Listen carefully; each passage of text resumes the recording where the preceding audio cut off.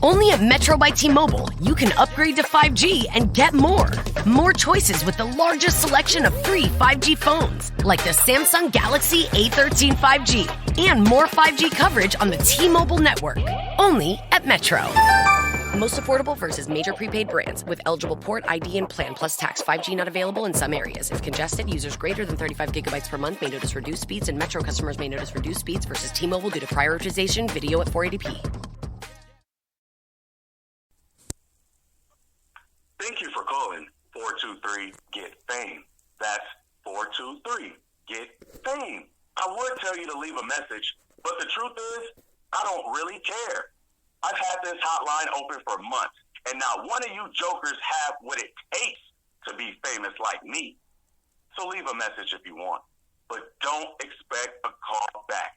I've got way more important things to do than to waste my time on losers like Masquerita Sagrada and you all. Thank you, and have a nice day.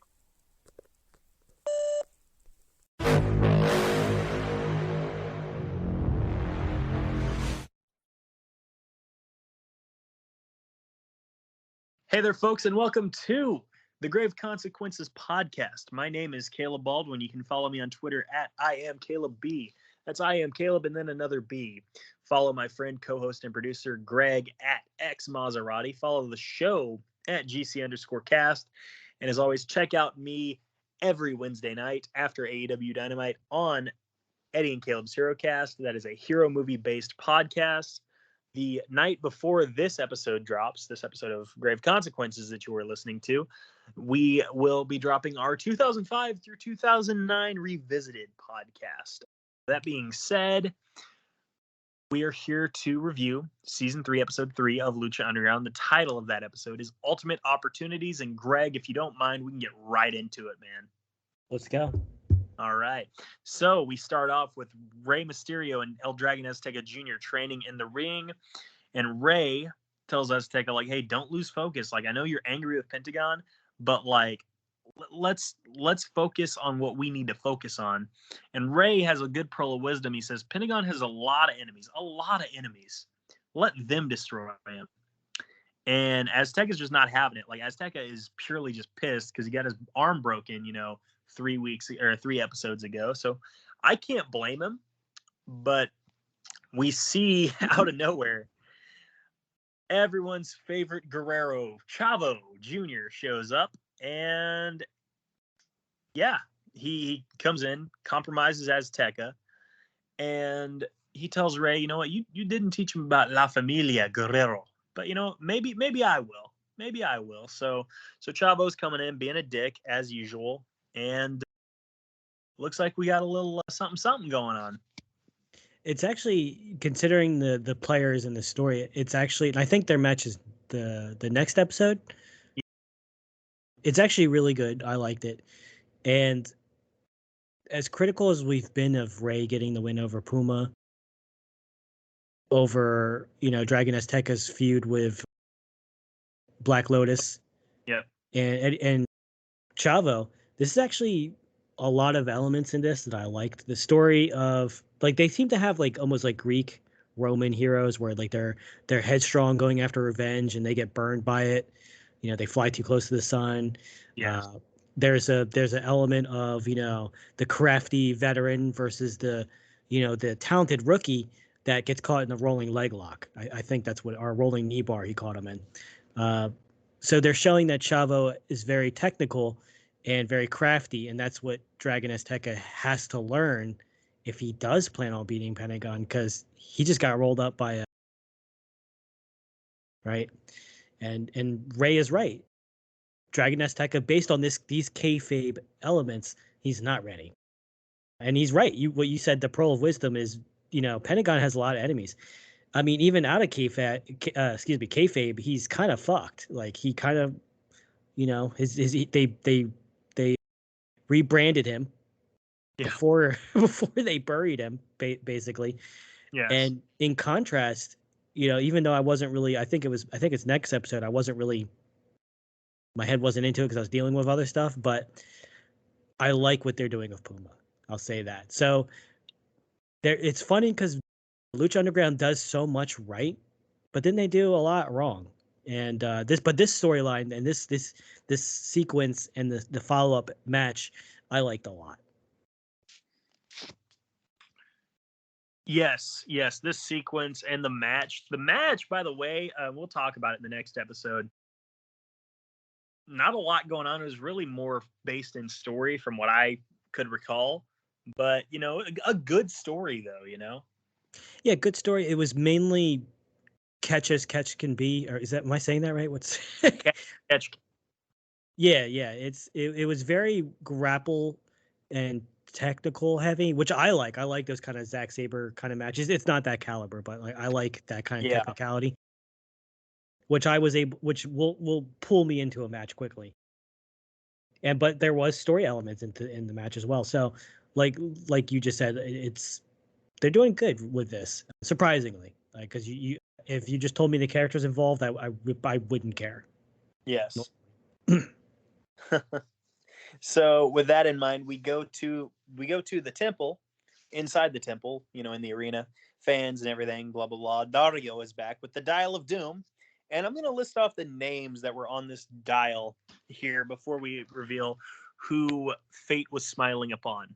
Yeah. We have Dr. Wagner Jr., Prince Puma, Dario's Choice, Johnny Mundo, Killshot, the Mac, El Dragon Azteca Jr., the Mariposa, and Chavo Guerrero Jr.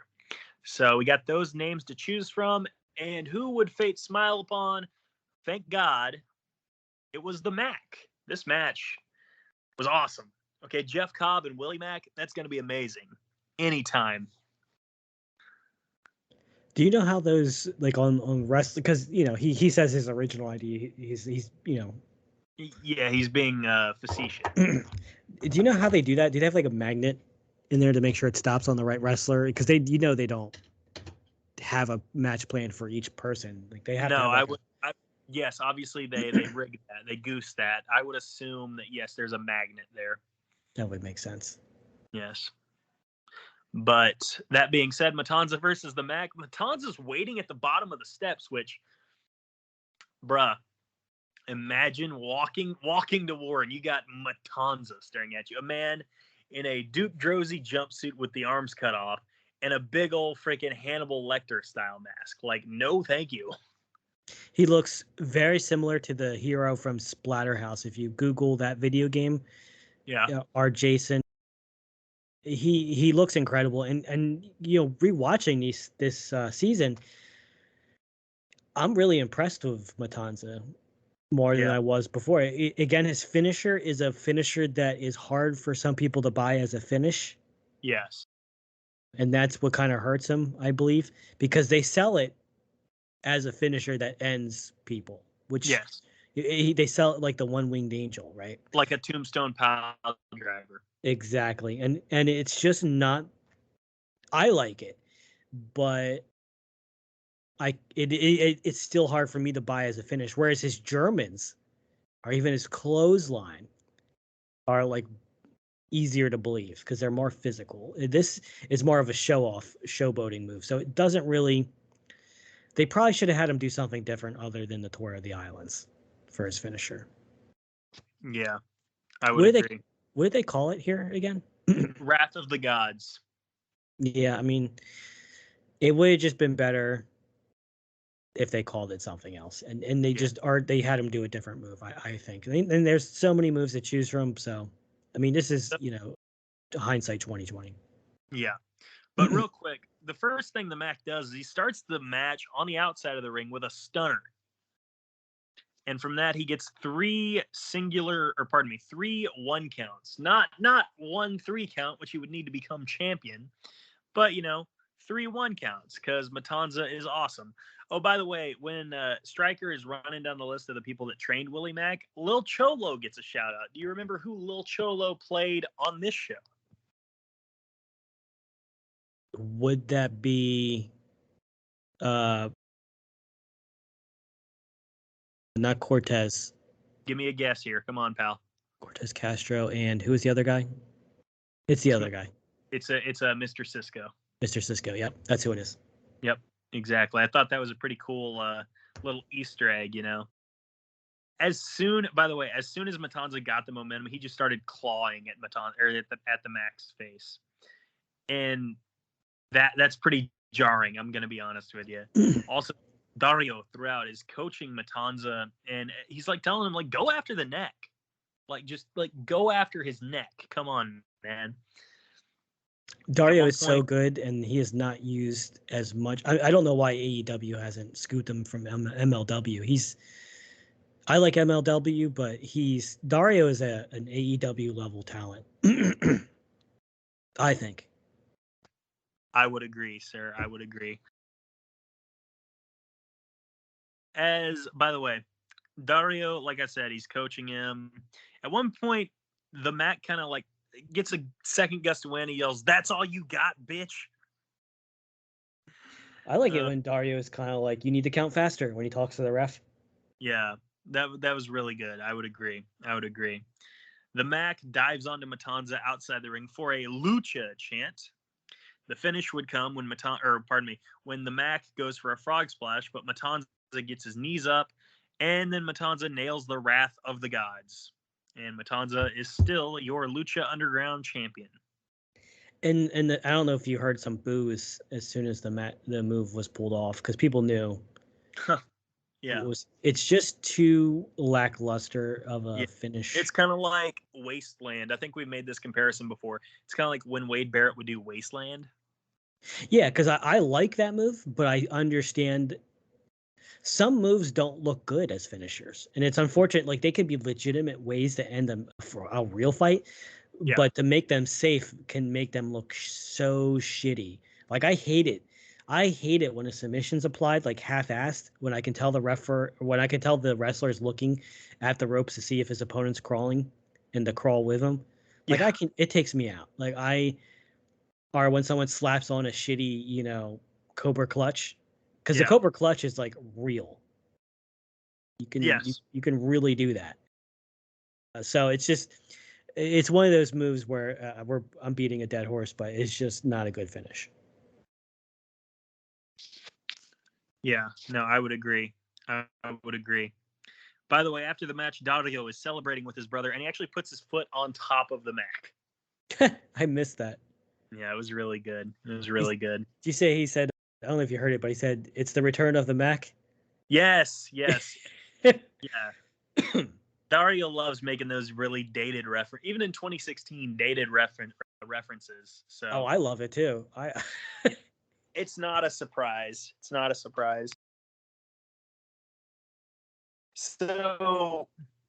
after that, we cut to somewhere on the open road. Son of Havoc is watching these famous bee commercials, and Son of Havoc is like, I hate that guy. And so does his little buddy, Masquerita Sagrada. And this was when I remembered that Lucha Underground had a sponsorship deal with Bagel Bites, because Mrs. Havoc brought down Bagel Bites for Masquerita and Son of Havoc. I love this. It reminded me of... Dude, it reminded me of, I don't know if you were watching WWE when they were getting partnered with Chef Boyardee and some kind of like 3-hour energy or something. 5-hour energy, yeah. Yeah, like they would just do all kinds of shitty product placement deals, or Hungry Man dinners. I remember Booker T was doing a bunch of those. I thought this was hilarious. I don't know if I think it was like the last episode or the episode before that, Dario was saying that Son of Havoc is at home with his mama, living in his mama's basement, and he's literally in his mom's basement. Yes, exactly. And Masquerita says, "Thank you, Mrs. Havoc." And Mrs. Havoc says, "Call me Linda." Is she anybody I recognize or should recognize? No, I think it's just a random actress. Okay, she seemed very like 90s family movie kind of character. I mean, that may be what they were going for, but hey, Son of Havoc's mom's name is Linda, for what it's worth. Linda McMahon? Yes, Linda McMahon Havoc. We cut to Dario in his office when Johnny barges in and demands a title shot. Dario says, "Hey, no, but you can get a trios title rematch, or it's nothing." Johnny says, "You know what? No, we're not. I'm going to my dojo." Taya's with him, and Taya says, "Well, it looks like you need a replacement." Dario says, "Yeah, I guess his loss is your gain. Oh, and by the way, Dario was doing coke. I thought that was hilarious because I think they've hinted at it before, but they're like, "Fuck it, he's a cokehead." Yeah, I love it. it was great. Yes, he was obviously doing cocaine. By the way, we cut to our next match. Tejano versus Cage. Great match. Oh, did we lose you? That this will be for the ultimate opportunity. And we did you lose me? You've been breaking up a little bit, sir. Oh my god, yeah. I thought you might have lost me. So No, you would just mention the match. Tejano versus Cage. Yep. And Dario comes out before the match and he says, like, hey, you know what?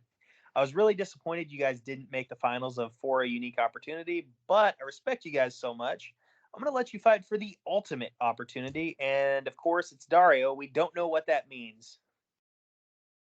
Usually it's usually underwhelming, really, but funny. Yes. Usually. Or it's like, hey, you won this, but if you lose this next match, you're banned from the temple. Yeah, they're like really like they kind of have a good outcome, but like if you fail, it fucking sucks. So it's like, do you really want to win his challenges? Exactly, dude. So usually come right after fighting like a match or two first too. Yes, exactly. And Dario says, you know what? If you want to find out what it is, win this match. And this was a hoss fight. And Cage gets the win after a big discus lariat. And I really enjoyed this match for what it was. It's rather short, but I enjoyed it. It was really good. It was two big dudes beating the shit out of each other and doing a very well done job. Like, it was never boring. It was always impactful, and it was a nice discus lariat. Yes, I would agree. Anyway, Cage gets the win, and Dario says, like, hey, you won this match, but you got to win at least 2 more times because this is a best of 5. And I wrote down, what the fuck?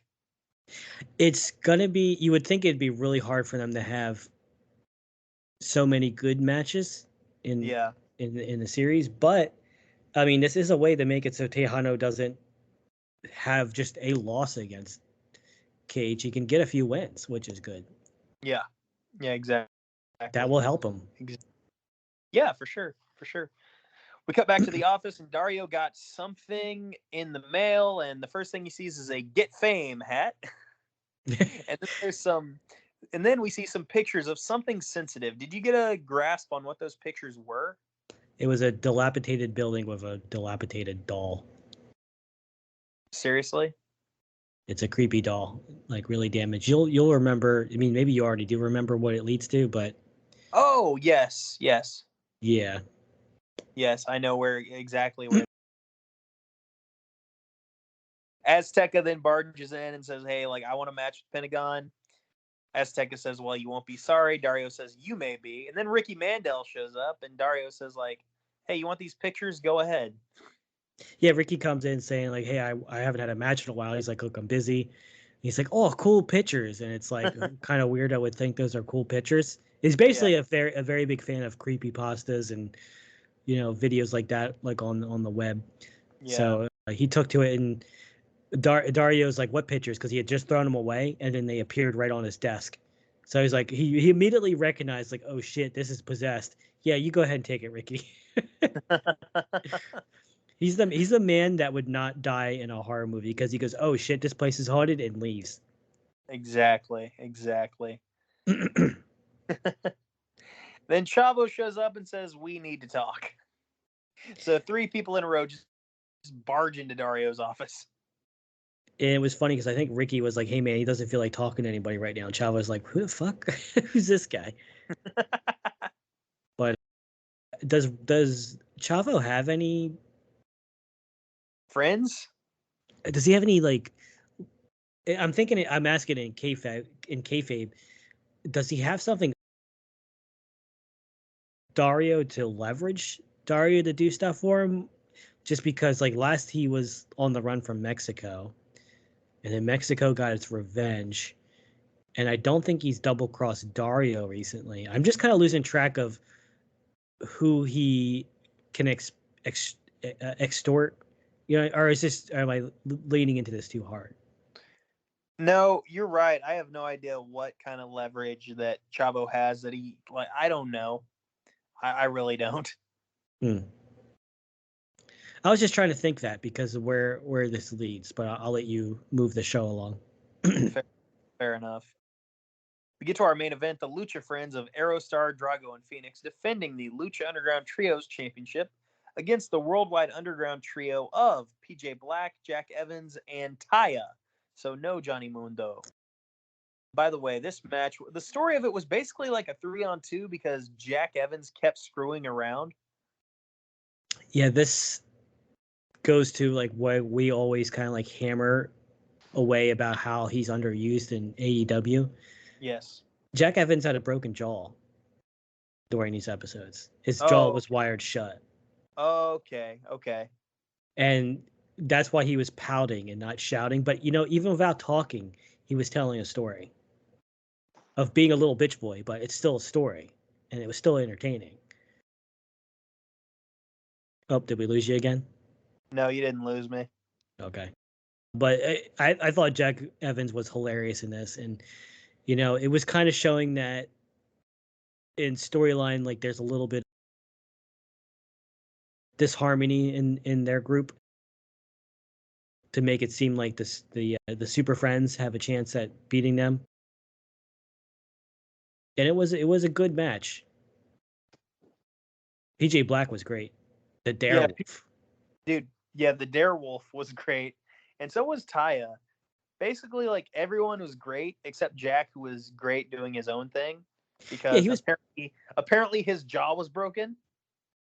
Yeah, he was being a shit heel. Like, he was being like a Tai Chi, just getting out of the ring when the match starts, walking away, just getting that kind of heat. And he did well. Like you said, Taya, like I'll still, I think I'm justified in saying that she's better than Ivelisse. She gets in there with these guys and she can hang. Yeah, for sure. By the way, the Technicos do get the win, but after the match, Johnny joins the Worldwide Underground and he assaults the Lucha Friends until Sexy Star runs in for the save. Was this the match where PJ got onto he did a springboard on the ropes, but then he was caught with a Hurricane Rana off that springboard? I do believe so, yes. That was so dangerous. I had just watched the GCW World event, and I don't know if you saw it. Like, everyone was telling me not to watch it, but I had to. I didn't finish it. The ladder match was the scariest fucking ladder match because they had the wobbliest ladders. Yeah. And even the one dude fell and landed on the ropes. It was like, and after seeing that, I was a little worried when he did the springboard, but they did it perfectly. Well, as perfect as you can do. It was amazing.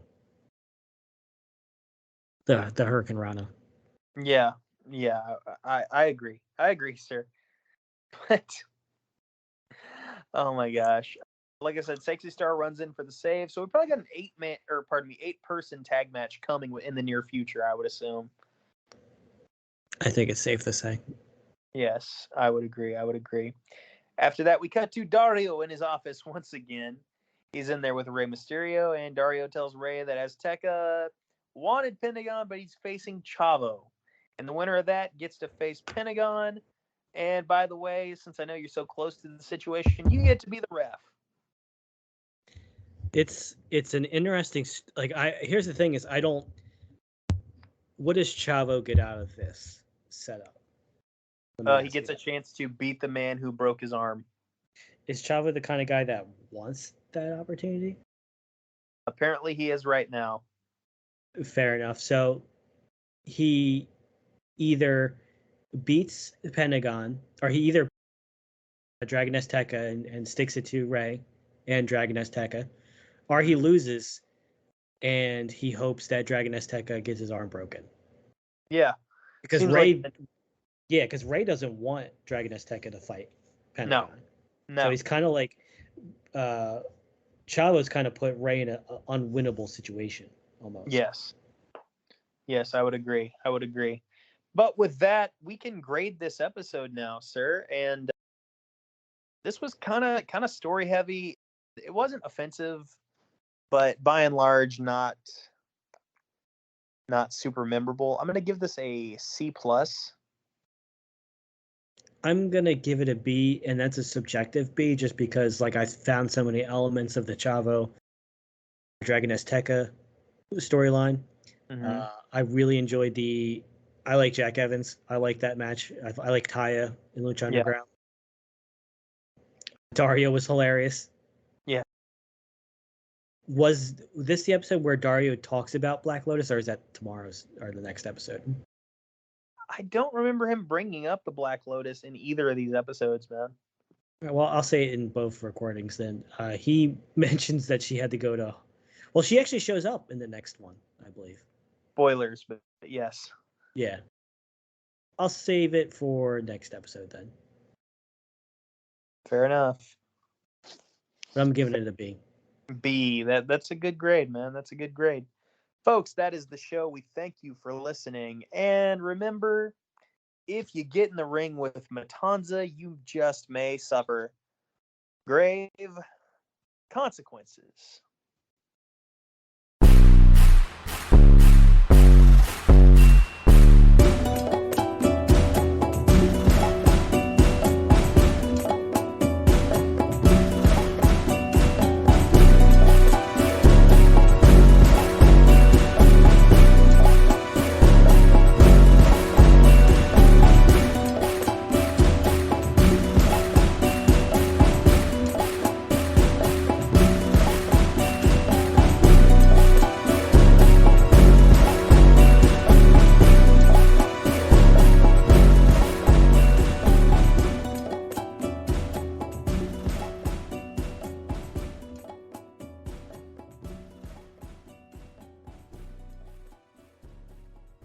Winter can wreak havoc on your skin. Hey, it's Kayla, and it's not just the weather, but as a new mom, I've seen my skin change in ways that I'm not too happy about. But that's where the Skin Center has you covered. Their most popular treatment is Botox because they're the best at it. They've been ranked a top 10 provider in the nation by Allergan Aesthetics, the makers of Botox. And their best facial is what I got. It's the Hydra Facial. It exfoliates, extracts, and hydrates all at once. So save your skin from these winter blues and DM at the Skin Center MD on Instagram and mention code Kayla to get $100 off your first Botox or filler treatment or any skincare package.